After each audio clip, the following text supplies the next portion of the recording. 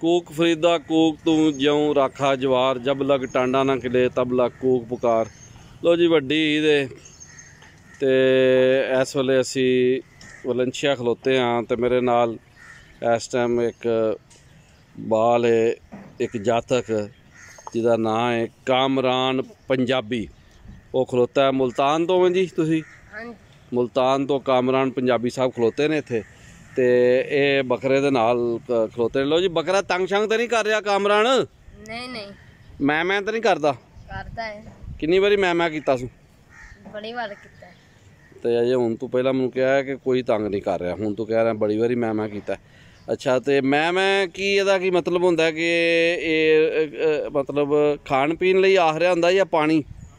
हाँ जी खाण पीण लिया कि आंदा मैनूं कुछ पट्ठा दत्था पाओ। हाँ जी ठीक है। तो ये किन्ने दा लिया जी अपना कामरान साहब? ये पता कोई पता नहीं तेनू? चलो ठीक है। तो ये दस के ए जिहड़ा ए लेला नाल इत्थे जिहड़ा खलोता खड़ा है? हाँ जी ये लेला है। ए लेला है? हाँ जी। ये तो ठीक हो गया। तो ये टक्कर तो नहीं मारी इन्हें किसी नूं? ये टक्कर मारदा है? हाँ जी। किन्नियां कु टक्करां मारियां ने? एक मारी है। अच्छा एक टक्कर मारी है किनू? मुझे। ठीक है। तो यह जरा लेला है जनाब ए वे अपना दुंबा है। कामरान पंजाबी साहब खलोते ने नाल ते जरा ना फोकस कर लीए ते ठीक आ रही है जी फोटो। तू इधर नाल हो जाए तेरी फोटो ये नाल बनावांगे। अच्छा जी दुंबे के बारे कहा जाता है कि ये बड़ा पुराना जानवर है तो बेसिकली इहदा गोश्त बड़ा नरम तो लजीज होंदा है, बहुत वधिया तो बहुत आला होंदा है। तो जी असी पूरा इहदी माशाअल्लाह इहदी जिहड़ी इन्हां जुस्सा जिहड़ा है पूरा असी वीडियो दे विच लियावांगे। ए वेखो ना जी मेहंदी शेंदी लाई है इन्हां ने। तो इहदी चक्की दे बारे कहा जाता है बड़ी चर्बी होंदी है, जिस चर्बी नूं बतौर आयल दे यूज़ किया जा सकता है।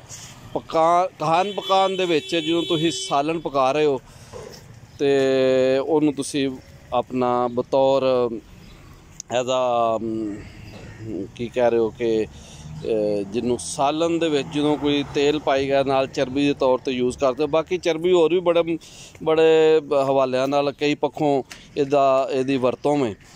तो बाकी है वे कि जी साडे सूफी सियाणियां ने ਜਿਹੜੀਆਂ ਕਾਫੀਆਂ ਲਿਖੀਆਂ शाह हुसैन लाहौरी ने, माधू लाल हुसैन उन्होंने आख जाता जिन्होंने लिखिया दुखों की रोटी सूलों का सालन ते आहीं दा बालन बाल नहीं माए नहीं मैं किनू आखां दर्द विछोड़े दा हाल नहीं। तो बड़ा सोहना कलाम लिखिया सारिया ने। तो जी उहदे च उन्होंने अपनी वसेब पंजाबी वसेब पंजाब वसेब की वरतों इत्थों की रहतल इत्थों की वसो दे वाल नाल गल कीती है। तो इत्थे माशाअल्लाह हर तरह के कसाई फिर रहे हैं। कई कसाई ऐसे हैं जिन्होंने वड कसाई बोलिया जाता है, वो इसलिए थां फिर रहे हैं। वो आंदे ने जी असीं इन्ने च कर देंगे तो गोश्त का मैं कहना जी मार के फड़ के छौड़े ला देंगे ने।